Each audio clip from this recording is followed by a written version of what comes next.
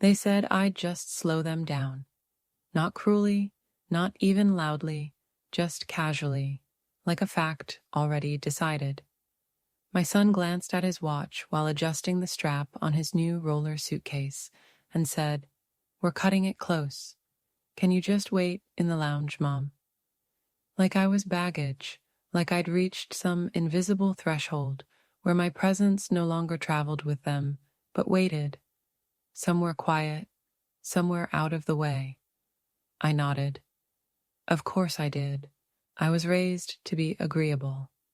I smiled as he kissed my cheek quickly, already turning to catch up with his wife and kids, who had vanished into the crowd. Laughter trailing behind like perfume. Their matching luggage sparkled like something from a catalog. My own suitcase, scuffed and short-handled, thudded behind me like an afterthought. I clutched my old brown purse a little tighter. I hadn't flown in over 2 decades, not since my husband, George, took that business trip in '98, the one where I packed him sandwiches wrapped in wax paper and waited at this very airport for his return. I remembered the quiet weight of that wait. I knew how to sit still. I knew how to make myself small, to fill time without taking up space. But still, I thought I'd be part of this. They called it a family trip. We want to make memories with the kids, his wife had said, while they're still young enough to think we're cool. I'd laughed, offered to help pay, even. "Oh no, we've got it covered," she'd smiled. "Just your company is enough." Apparently, it wasn't. The lounge turned out to be a myth. My boarding pass didn't include access. The woman at the counter looked apologetic, but firm. "This ticket is main cabin economy." "I'm sorry, ma'am." I told her it was fine. I didn't mention the time I babysat for 3 weekends straight so they could take a trip to wine country. Didn't mention that I sold a few antiques to cover my own airfare after they'd booked without thinking to include me in the hotel plans. Instead, I found a seat near a broken vending machine and a crying toddler whose mother was too exhausted to soothe him. I ate a granola bar from my purse and watched the crowds pass by, a sea of people going places together. I checked my phone. A photo had just gone up on the family group chat, all of them smiling at the airport wine bar, glasses raised, captioned, "Vacation Kickoff." I wasn't in it.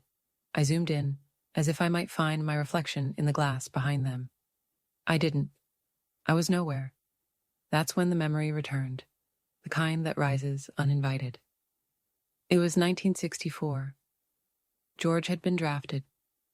I'd stood right here at this same terminal, clutching his arm like it was the only thing tethering me to the earth. He kissed my forehead and told me I was brave. I believed him. I waited for hours that day, not because I had to, but because that's what you do for the people you love, even when it hurts. I rubbed my knees, stiff from the cheap plastic chair, and checked the departures board. Gate change. Now boarding at 32B. I rose before the others. I'd learned that much over the years. Show up early, be prepared, carry your own things. The walk was long. I moved slowly, but I moved steadily. No one was waiting for me. No one was watching. And then, something strange happened. The woman at the gate scanned my ticket, paused, and looked up. "Oh," she said, "looks like someone upgraded you. First class, ma'am." I blinked. I didn't ask who or why. I just nodded, like I'd planned it all along. The leather seat cradled me in quiet luxury. A warm towel appeared, then champagne, then a choice of meals. I accepted them all without hesitation, like I was remembering how to be someone. Someone seen. And just before takeoff, as the rest of the passengers trickled in, flustered, overburdened, I saw them. My son, his wife, the kids. They paused mid-aisle, eyes searching, lips forming words without sound. His wife leaned in. "Is that Mom?" Yes, it was. I didn't wave, I didn't smile. I just accepted my dessert, lemon tart and chocolate mousse, and said, "Both, if that's allowed." It was. It started with a hotel confirmation I never received. We were at my son's house a few weeks before the trip. The dining table was covered in open suitcases and packing cubes. Pale blue, monogrammed, hers. His wife, Lindsay, folded matching swimsuits for the children, ticking off items from a digital list. "Did you book that extra night in Miami?" she asked him. "For the layover?" He nodded, not looking up from his phone. "Yeah, the suite's confirmed. Same hotel we used last time. 2 bedrooms and a pull-out for the kids." I paused. "Oh," I said gently. "Should I book something nearby?" Lindsay smiled, the kind of tight, efficient smile that doesn't quite reach the eyes. "No need, Mary. We'll figure it out when we get there." I smiled back. "It's Evelyn." "Right. Of course." She returned to her list. They didn't ask for my flight details. They didn't mention sharing a cab to the airport. When I brought up the resort website, Lindsay said brightly, "Oh, we didn't think you'd want to be that far from the beach view rooms. They're a little noisy." Then she turned to her daughter. "Harper, honey, don't pack all the dresses. We need room for souvenirs." No one noticed when I stopped talking. I sat at the edge of the room like a guest in a home I once built. The kitchen still had the drawer where I used to keep my measuring spoons. The drawer Lindsay now filled with protein bars and collagen packets. At one point, my grandson climbed onto my lap. He still smelled like warm cereal and shampoo. I held him quietly, pressing my cheek to his hair. "When we get to the hotel, can I swim with you?" he whispered. "I'd love that," I said. Lindsay overheard. "Actually, sweetie, Grandma's probably going to be pretty tired after the flight. You'll swim with Daddy, remember?" His little face fell, but he nodded. He always nodded. So did I. Later that night, I offered to stay with the kids so they could finish packing.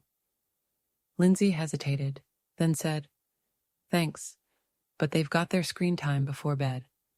We're good."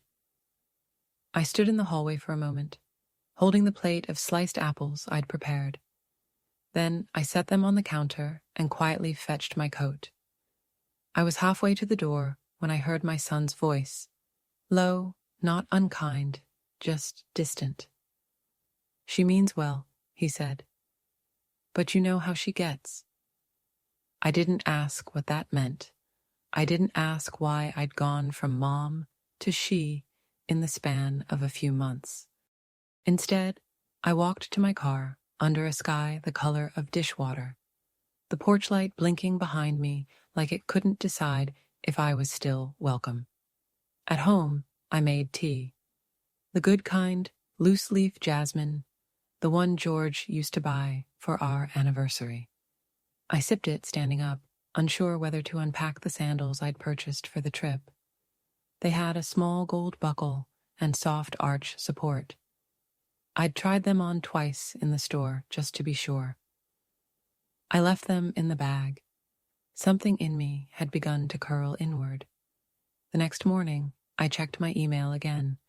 No confirmation, no itinerary, no invitation to the group chat I'd overheard them laughing about. Trip Crew 2025, I think they called it. I wasn't a member. I wasn't even a footnote. Instead, I pulled out a lined notepad from the drawer near the stove. The same one where I used to write lunch notes for my son when he was in elementary school. This time, the note was to myself. Remember, take up less space. I put a small star next to it. I didn't know then how close I was to erasing myself entirely. I started making smaller breakfasts. It sounds insignificant, I know, but you'd be surprised what you learn about yourself from the size of your eggs. I used to cook 3, with toast, fruit, and a second cup of tea. Now it's 1, sometimes just half. I'd wake early anyway, the way older women do, body tuned to some invisible clock. The mornings were long. The walls didn't echo, not exactly. They just held their silence like breath in a chapel. I used to bake on Wednesdays. George loved banana bread. I kept the habit long after he passed. 1 loaf every week, wrapped in foil and set on the counter like a memory waiting to be noticed. But lately, the bananas just browned and collapsed in the bowl. The oven stayed cold. No one was coming. And if I brought the bread to Lindsay's, she'd wave it off. Too many carbs. The kids are trying to cut sugar. So I stopped bringing things. Stopped baking. Stopped asking if they wanted me to babysit. Stopped calling just to check in because every conversation ended the same way, with half-hearted thank yous and the hurried sound of someone about to hang up. The erasure wasn't cruel. That's the part that hurts the most. It was kind. The kind of kindness that forgets your name halfway through a sentence. That changes the subject when you speak. That edits you out of photos because it didn't quite match the aesthetic. At family dinners, I wasn't asked what I thought about the new schools or the upcoming trip or the dog's behavior. I was asked if I could pass the salt, if I was doing okay, if my knee still ached. Their questions were gentle, soft, shallow waves against a dock that no longer mattered. My son used to call me Mom. Now it was, hey. My granddaughter once said, "Why don't we just call her Evelyn? It's simpler." And no one corrected her. I laughed, out loud even. Because what else could I do? I made a joke about being demoted from grandma to part-time houseplant. Everyone chuckled.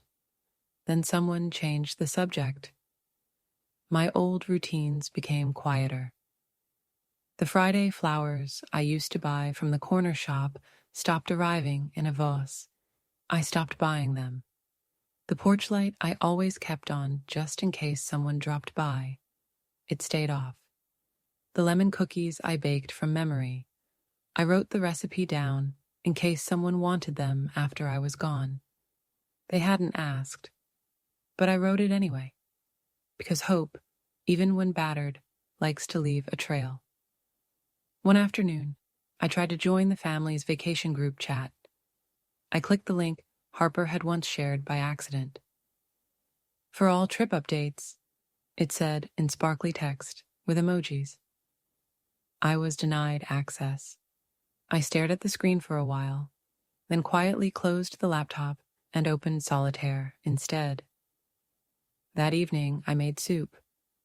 From scratch, with the good broth, the one George used to say could cure anything but heartbreak. I poured a bowl, sat at the table, and turned the radio on to the classical station. When the spoon trembled in my hand, I told myself it was the arthritis. I didn't finish the bowl. The next day, Lindsay texted, "Would you mind picking up the kids' sunscreen?" They forgot it. I replied, "Of course." She didn't say thank you, just sent a thumbs-up emoji. At the store, I bought the brand she liked, the fragrance-free one with the matte finish. I also picked up a small pair of shell earrings, the kind Harper used to love when she was younger. When I handed them to her the next day, she blinked. "Oh," she said, "that's sweet." Then she left them on the counter and walked away. I didn't ask if she liked them. Back home, I opened a drawer in the hallway where I kept old letters, cards, ticket stubs. I added the receipt for the sunscreen. It didn't matter. Not really. But part of me wanted a record. Some proof that I had been here. That I had tried, even quietly, to remain visible. The photo on the mantel had started to collect dust. The family portrait from 4 summers ago, when Harper still wore her hair in braids, and my son still called me every week. I used to dust it twice a month, like prayer. Lately, I let the dust gather. Let it soften the smiles in the frame. Let it remind me what's been slipping away. I still made tea every evening, the good jasmine blend, but I stopped pouring 2 cups. The second mug stayed in the cupboard. Its rim had chipped slightly, the one George used to favor. I thought of donating it once, but I couldn't. Some erasures you don't finish. You just let them fade. There was a time when they waited for me. I still remember the warmth of that July morning in 1971, long before airports required shoes off and laptops out, when the gates were still open air and people greeted each other at the terminal with arms wide and voices louder than the intercom. George was shipping out for his second deployment. Our boy, David, was barely 6, clinging to his father's leg in his best church slacks, the ones I'd pressed until the seams were sharp enough to cut butter. I wore a yellow dress that morning, soft cotton, cinched at the waist, with tiny buttons down the front. George always said it made me look like sunshine. I wore it for him. The terminal was quiet then. Just a few travelers, a coffee cart with burnt cinnamon rolls, and an old man playing chess with himself near the payphones.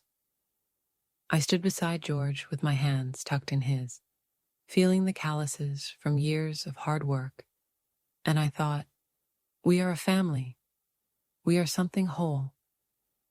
When they called his flight, he leaned in and whispered something I still carry.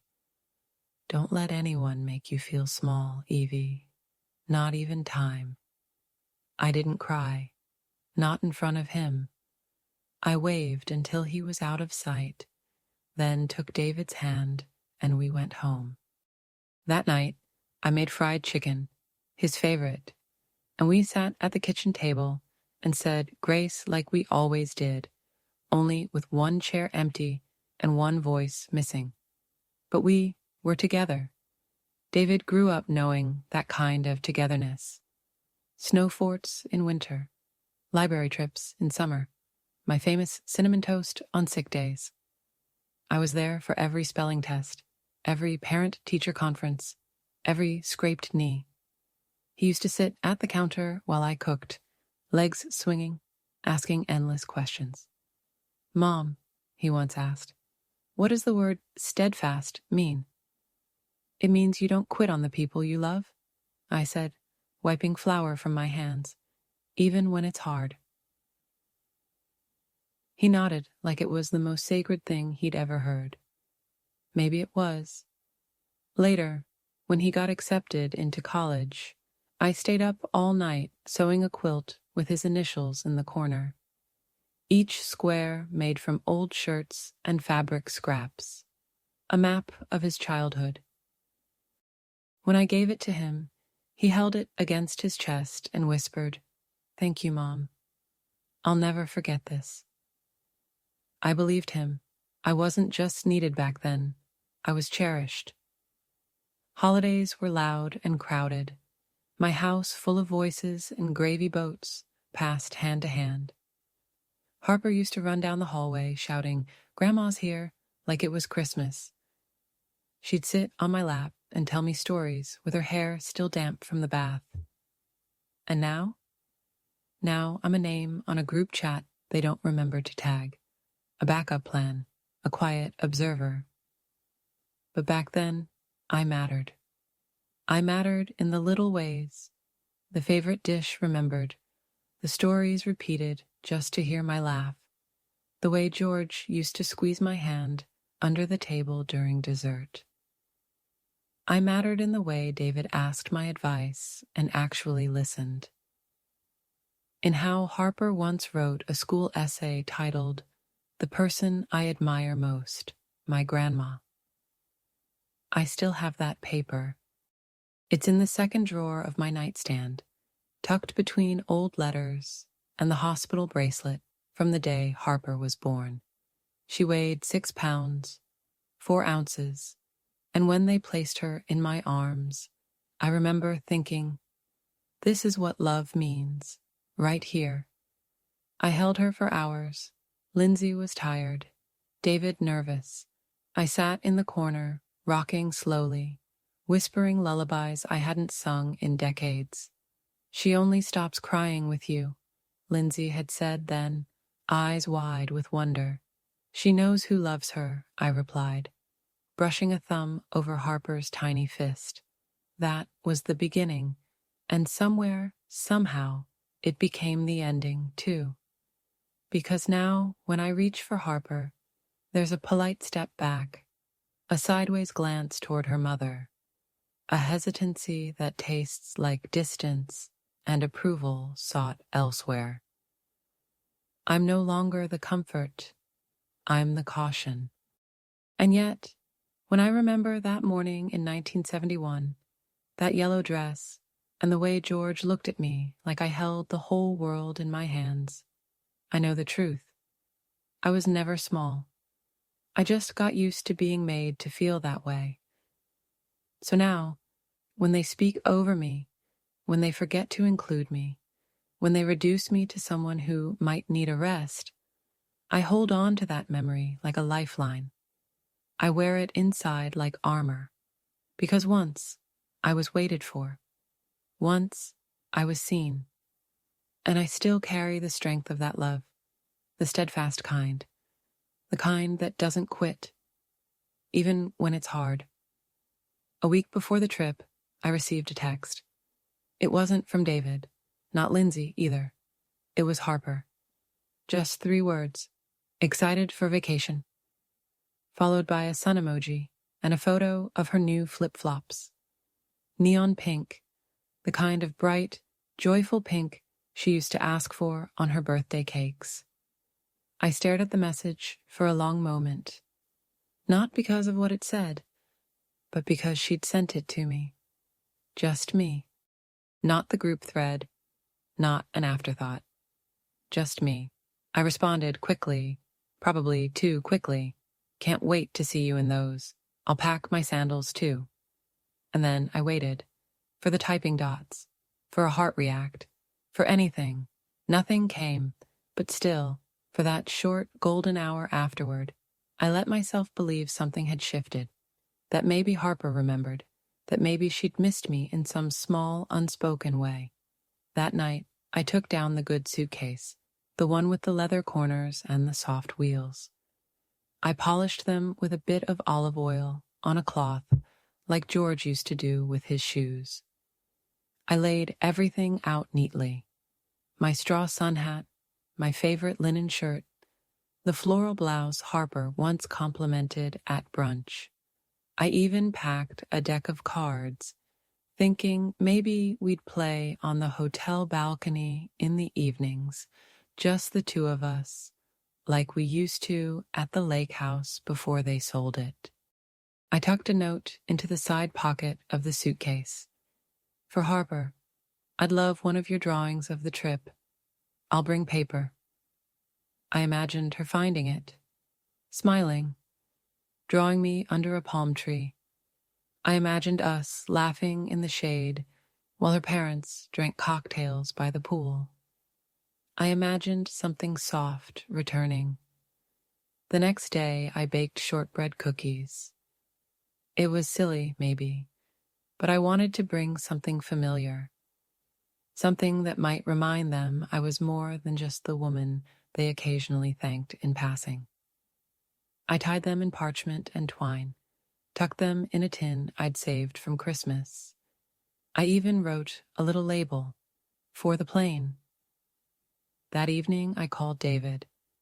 He didn't answer. I left a message. Hi, sweetheart. I just wanted to check if there's anything I should bring besides beach things. Snacks? Activities for the kids? Let me know. Love you. I kept the phone nearby all night. Checked the volume twice. Made sure it was charging. He didn't call back. The next morning, I opened the family chat. Not the group one I wasn't in, just the backup one, the one where Lindsay occasionally forwarded school photos or doctor updates.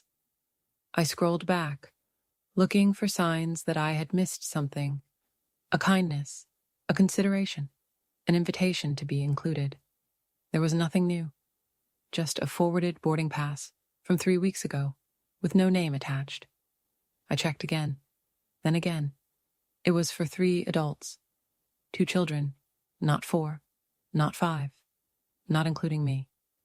I stared at it, heartbeat slowed, not from panic, but from recognition. That quiet, cold recognition that settles behind your ribs when a door you thought was slightly open has been quietly closed.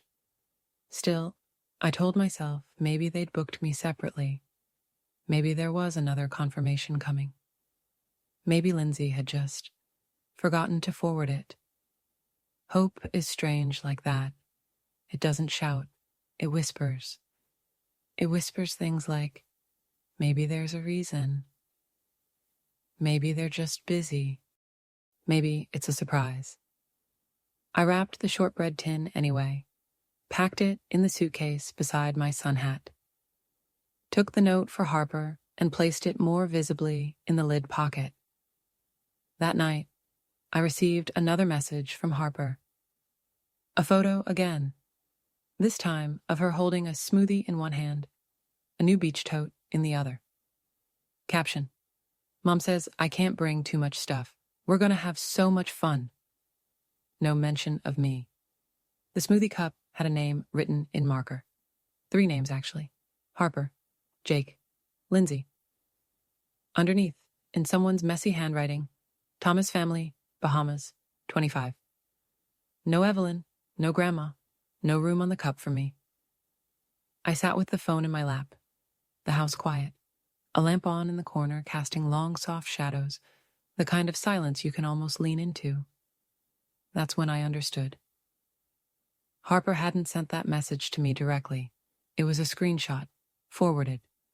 I checked the details. Yes, sent from David's phone, not meant for me, just shared.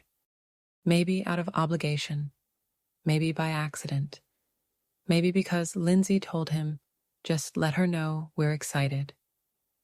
But the message wasn't for me, and I felt it, the difference.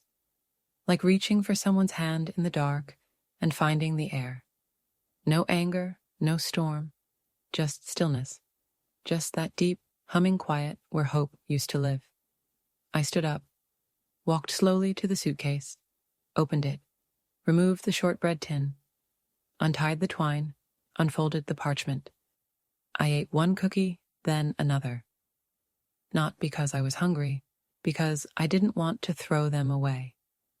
I folded the floral blouse back into the drawer, left the sun hat on the table, slipped the note to Harper into the drawer where I kept the others.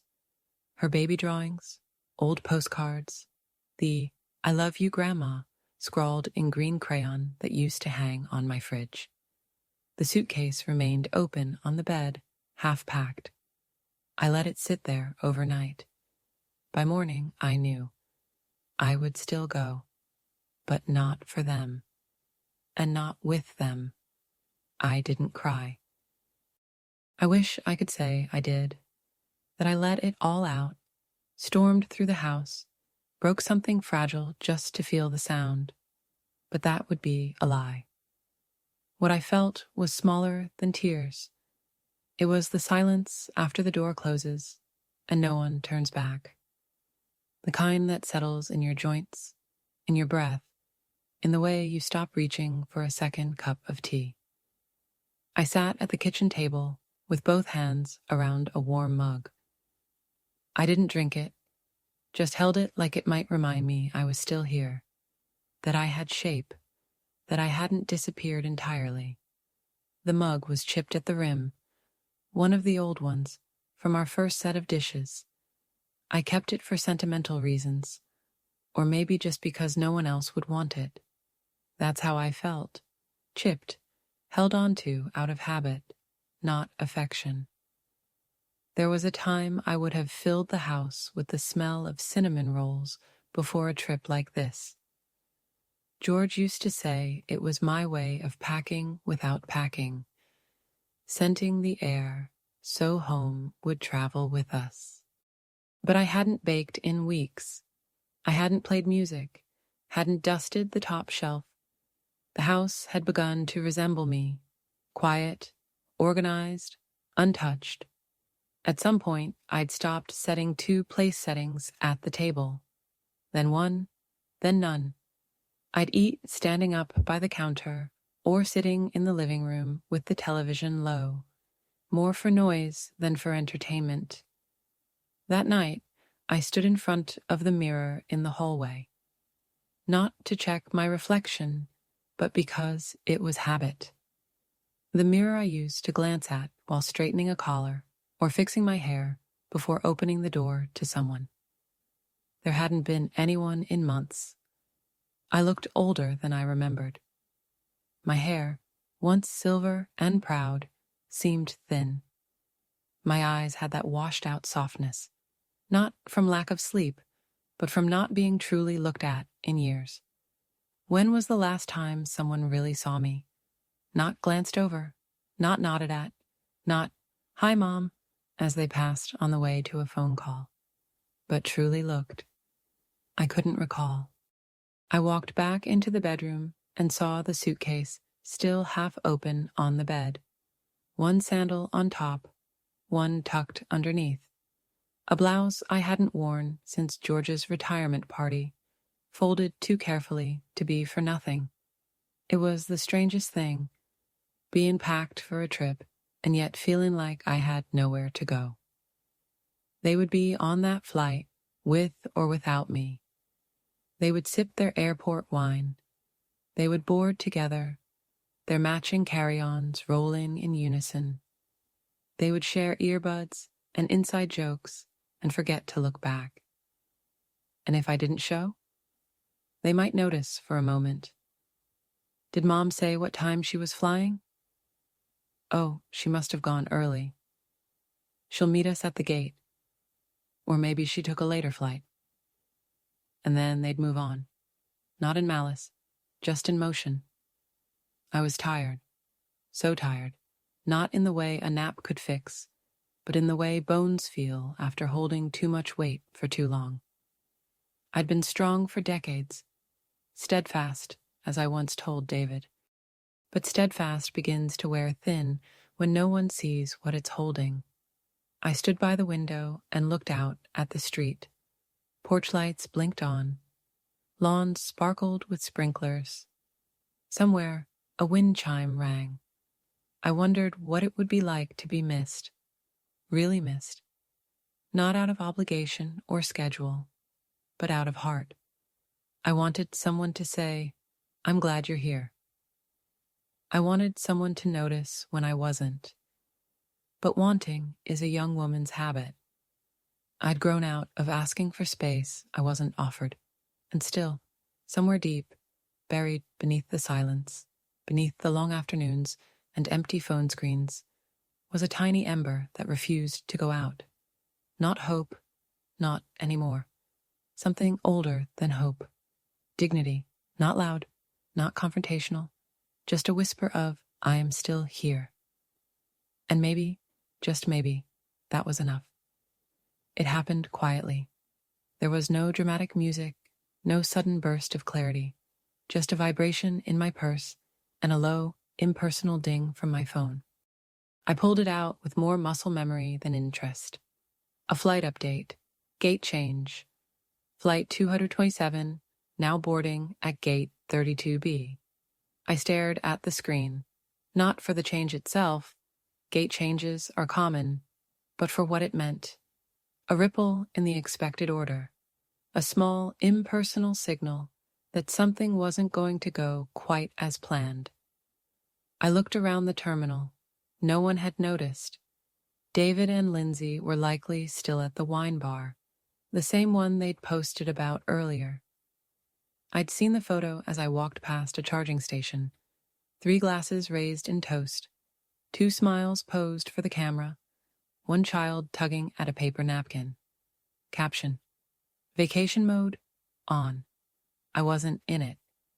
I scrolled back up, double-checked, not cropped, not missed, not, oops, we didn't get grandma in this one. I wasn't there. I'd been in the terminal when the picture was taken. They knew.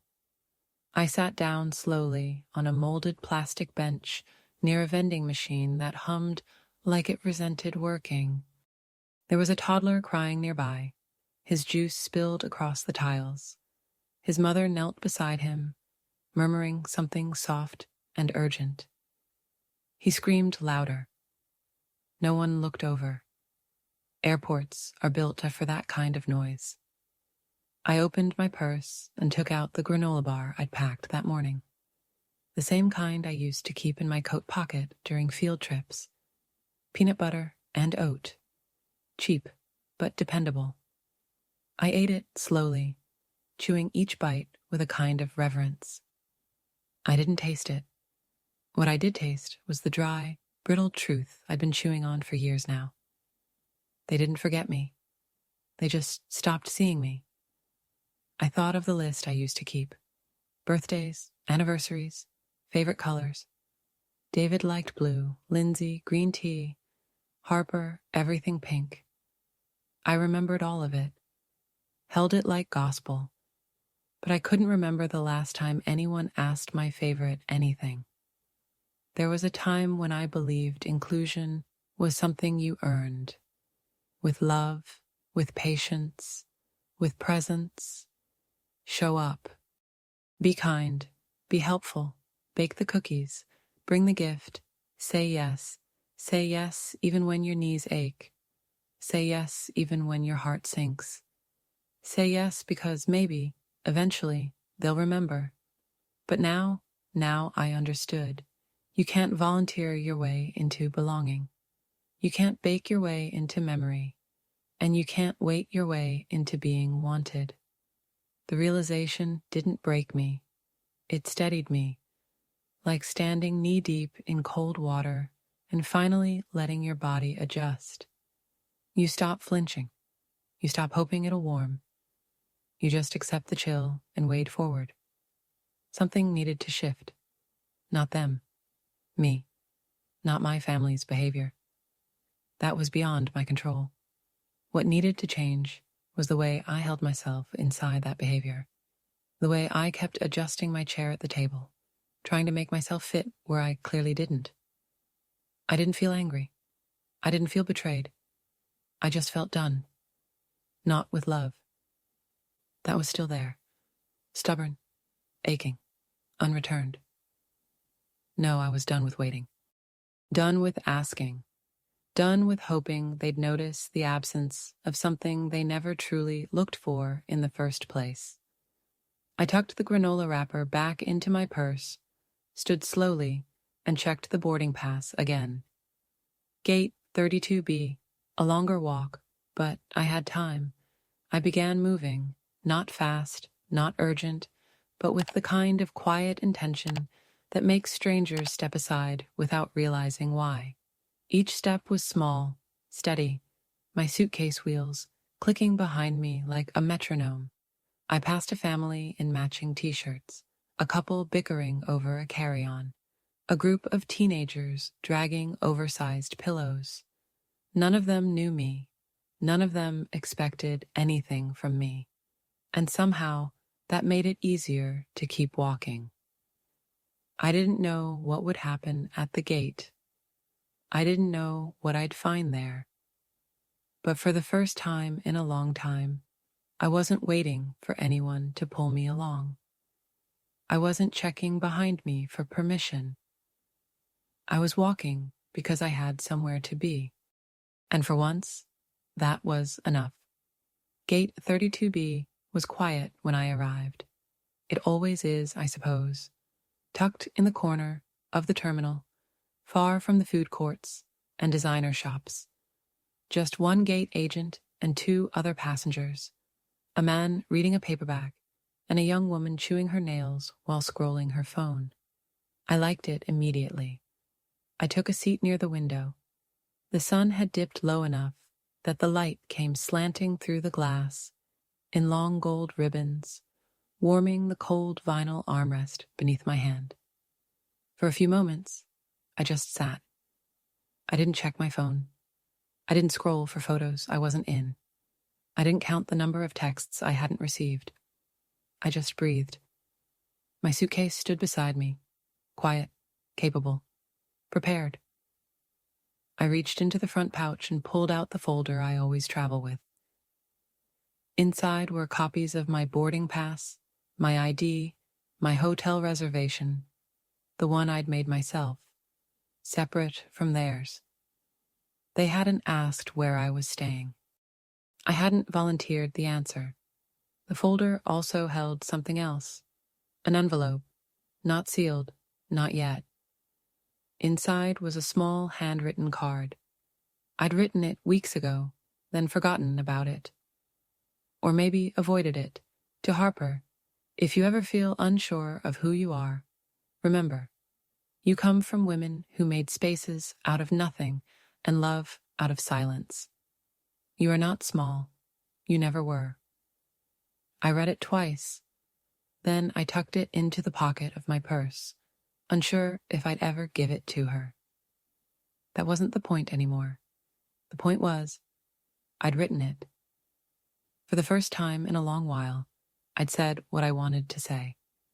Not because someone asked, not because someone needed help, but because I had something worth saying. The intercom crackled. The gate agent straightened, scanning the small line that had begun to form. I reached for my boarding pass. The woman scanned it with a quiet beep, then paused. "Oh," she said, "looks like someone upgraded you. First class, ma'am." I blinked. "Pardon?" She smiled. "You've been moved to 3A. That's first class. Enjoy your flight." I stood there for a moment too long. I didn't ask who had done it or why. Maybe it was a mistake. Maybe not. It didn't matter. What mattered was that I didn't protest. I didn't say, "Oh, you don't have to." I didn't insist on being put back where I started. I simply nodded and said, "Thank you." The seat was everything it promised. Wide, soft leather, a small table already set with a folded napkin and a place card that read, "Welcome." I placed my purse gently beneath the seat. My suitcase was taken away by a flight attendant with kind eyes and a warm voice. "Can I offer you something to drink, ma'am?" "Champagne, please," I said. My voice didn't tremble. When the glass came, I held it for a long second before I took a sip. It wasn't about indulgence. It wasn't even about the seat.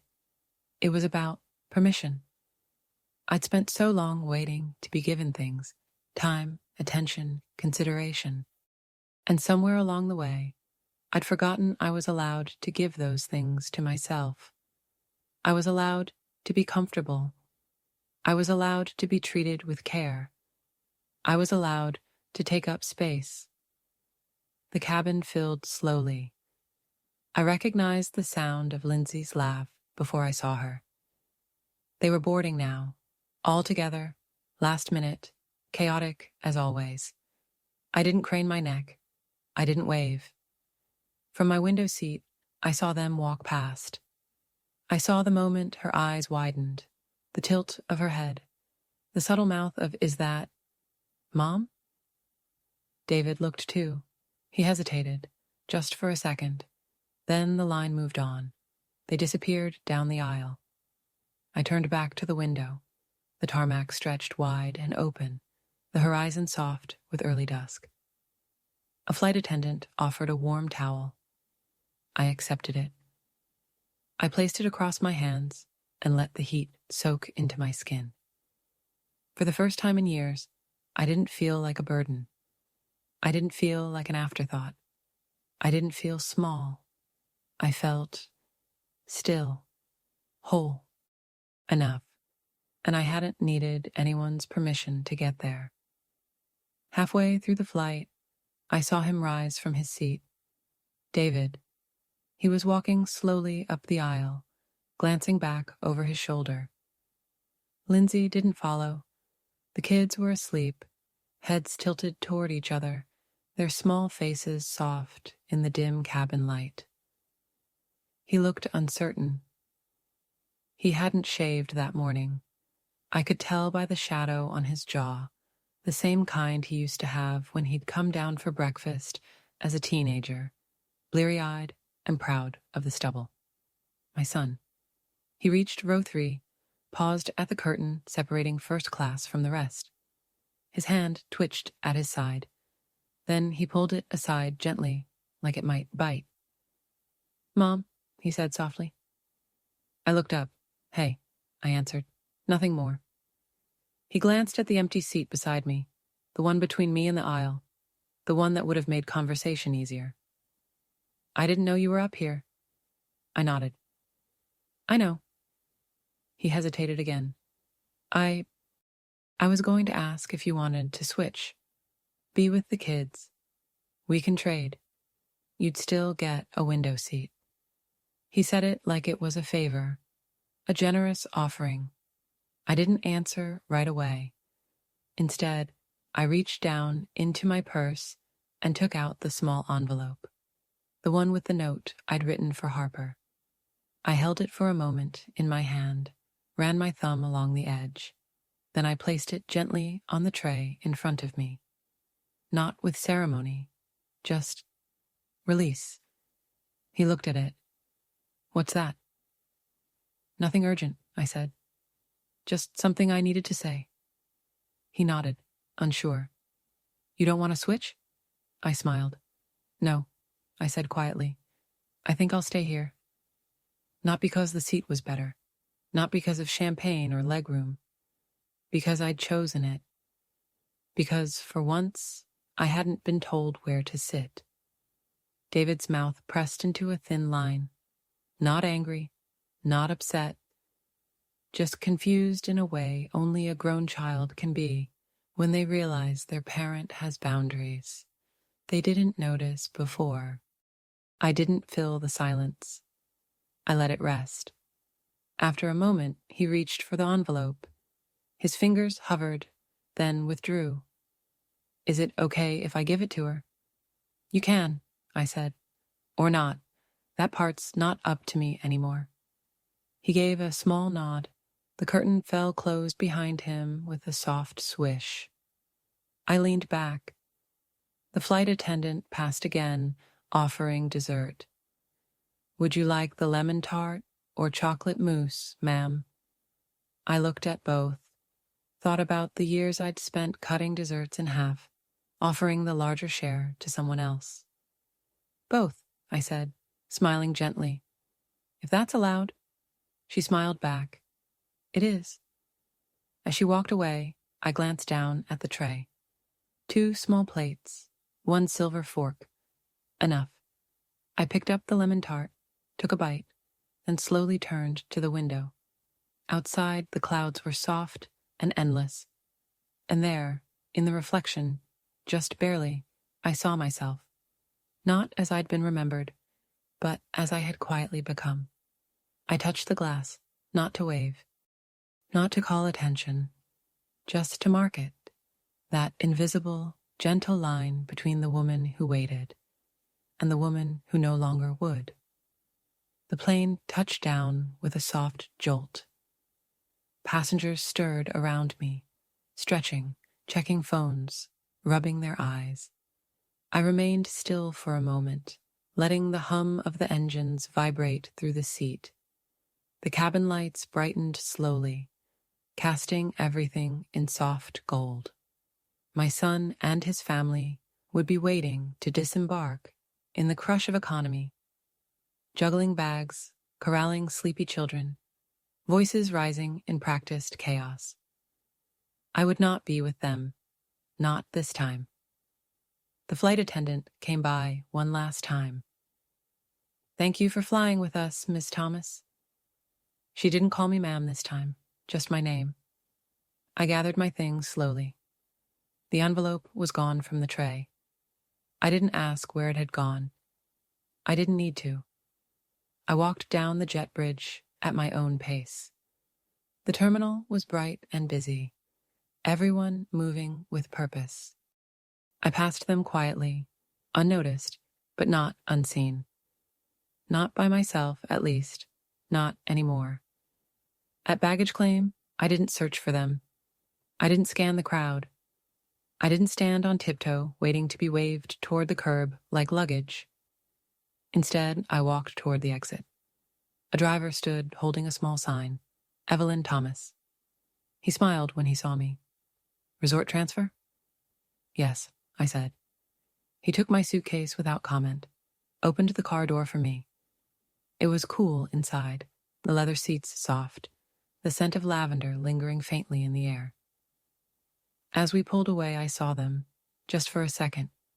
David, Lindsay, Harper, and Jake, standing near a carousel.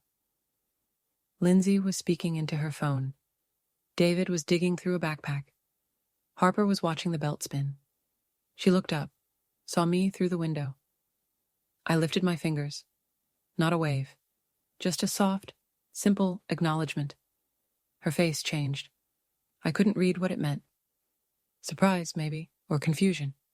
Maybe nothing. It didn't matter. She saw me. That was enough. The car moved on, out of the airport, onto the long road bordered by palms and blooming hibiscus. The driver asked if I'd like music. I said no. I liked the quiet. It was the kind that didn't sting anymore. When we reached the resort, the sky was streaked with the soft oranges and dusky purples of early evening. I stepped out of the car and took in the warmth. Not heat, but welcome. The man at the reception desk smiled when I gave my name. "Presidential suite," he said, tapping on his screen. "Sea-facing, reserved, under Evelyn Thomas." He said it like I belonged. I walked through marble-floored hallways to a suite with tall windows and pale blue curtains. Everything was light, open, waiting. Inside, a small welcome card rested on the counter. "We're so glad you're here." I set my suitcase down, took off my shoes, walked barefoot to the window, and opened the sliding glass door. The ocean breathed before me. I stepped out onto the balcony, letting the salt air kiss my skin, and exhaled. No one knew where I was. No one had asked. No one had planned this for me. And still, here I was. Whole enough. Not waiting to be asked, or rescued, or remembered. I reached into my purse and pulled out a photograph. The one from years ago. Harper on my lap, her arms around my neck, both of us grinning with our whole faces. I tucked it into the frame of the mirror in the suite, not because I needed to prove anything, but because it reminded me that love, at its best, isn't about who remembers. It's about how you live, how you keep showing up, how you learn, eventually, to show up for yourself. That night, I ate dinner alone by the sea. A linen tablecloth, a candle flickering, the soft hush of waves. I ordered what I wanted. I lingered over dessert. No one rushed me. No one asked me to make room, to adjust, to be less. And for the first time in a long time, I didn't miss anything. I wasn't missing. I was here, right where I was meant to be. Turns out, I wasn't the one slowing them down. I was just moving at my own pace.